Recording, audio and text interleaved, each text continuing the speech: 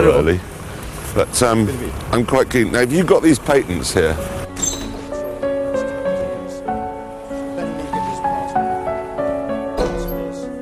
Ten minutes and half a mile later, Jeremy finds himself back in familiar territory.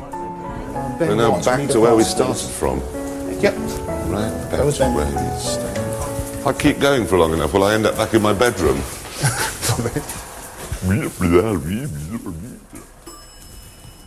This is the Kilner jar. This is the Kilner jar. We registered by them. Perhaps there was a possibility of litigation. They wanted to warn someone off. We don't know. It turns out that 1999 is a red herring. The Kilners trademarked the name Kilner jar, but they didn't patent the design. This meant other companies could manufacture and sell identical jars, but they had to call them something else. Over the years, the Kilners did apply for 18 patents, but these were for glass-making techniques, not new ideas for bottles. Perhaps surprisingly, they didn't even complete half the applications. Void by reason of the patentee having neglected to file a specification in pursuance of the conditions of the letters patent. In other words, they never sent in the complete document. Exactly. They sent this through Neglected. I mean, to me, that speaks volumes. But they were successful in registering the name the Kilner jar. Yeah. Which leads me on to an important question. Who's got it now?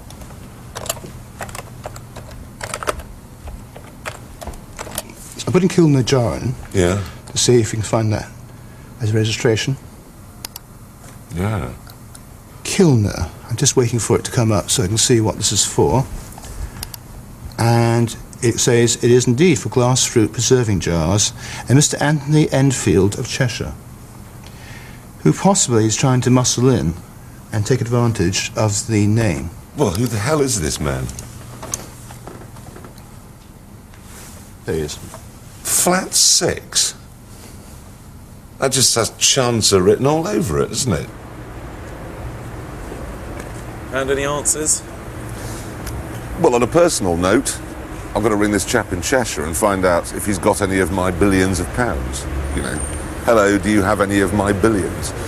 As far as the story's concerned, the what happened to the Kilners, I still don't know why they went belly up. Before Jeremy goes in search of his personal fortune, he needs to know if there is one left to find. That means working out when and how the Kilners went under. It's a long shot, but one possible explanation is a court case hinted at in the Kilner brochure.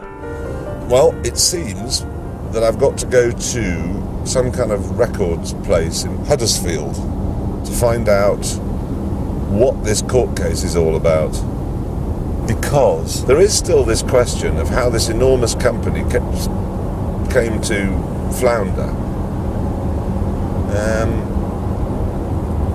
And maybe we'll get to the end of the trail and someone will have put a little note saying treasure marked with an X. They buried all the money in a garden, so I don't know.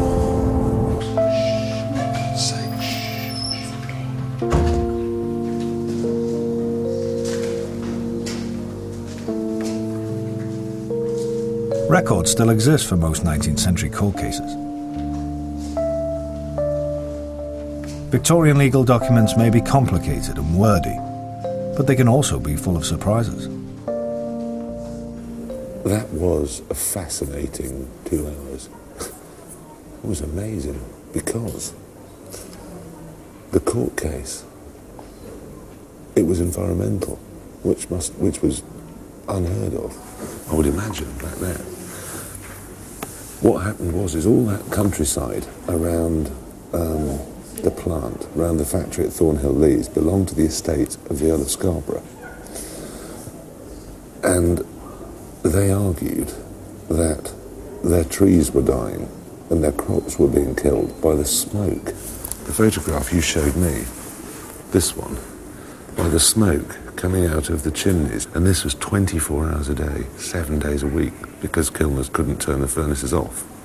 And so it went to court, and the judge made a decision, which we ought to check his lines actually and see if he's produced Jonathan Porritt, because the judge said, yeah, It's a nuisance, and I made a note of his line. No man has the right to interfere with the supply of pure air.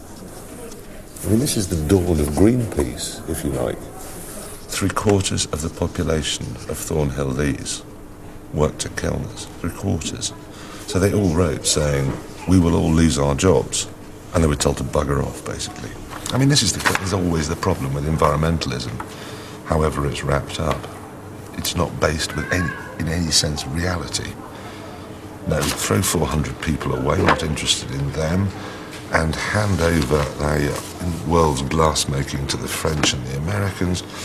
But look at this beech tree. See how healthy it is. The upshot was they were given 3 months to buy, at a cost of £1,500 each, 6 gas furnaces. £1,500 in 1871. I've had a thought. This trip to Huddersfield is where I was taught me where I get my, excuse me, deep-seated loathing for environmentalists from. I mean, look at this square, look around, okay, the hotel, the municipal buildings, look at that for a railway station, look at that. And all of it was paid for by factories that make smoke. Huddersfield's front room, paid for by smoke. He'd understand. Harold, he knew.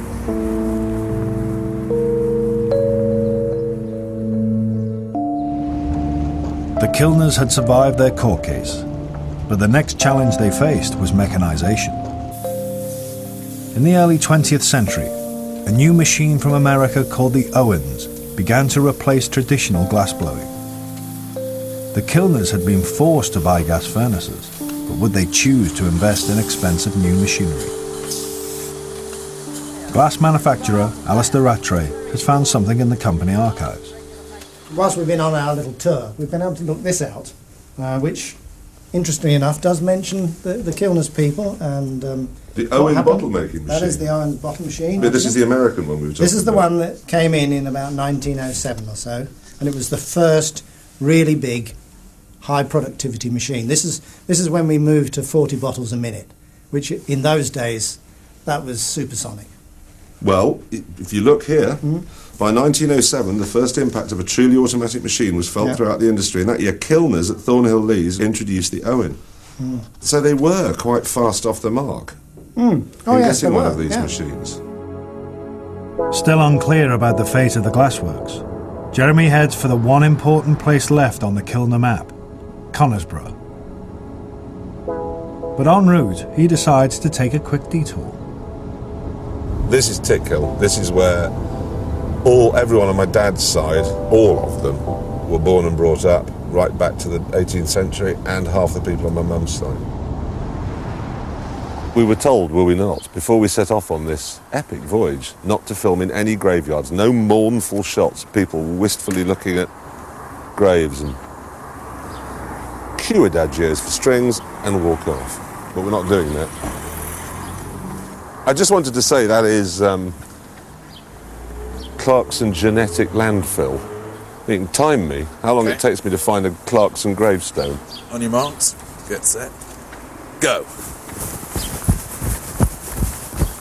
Vors, Potton, Clarkson. 10 seconds. 2 Clarksons. There's 4 on this one. Maria, Edward, Charles and Sarah. Another one here. There's somebody here called Saxton. He must have changed his name at some point from Clarkson. You just got to swivel the camera around, you find all the living ones.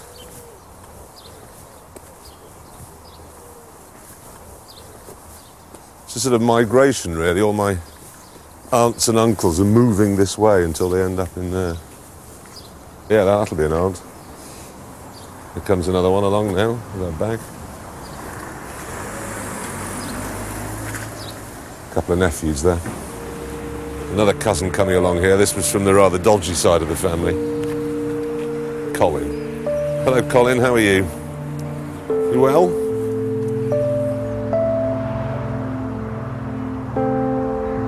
Conisborough was the site of the second vast kilner factory.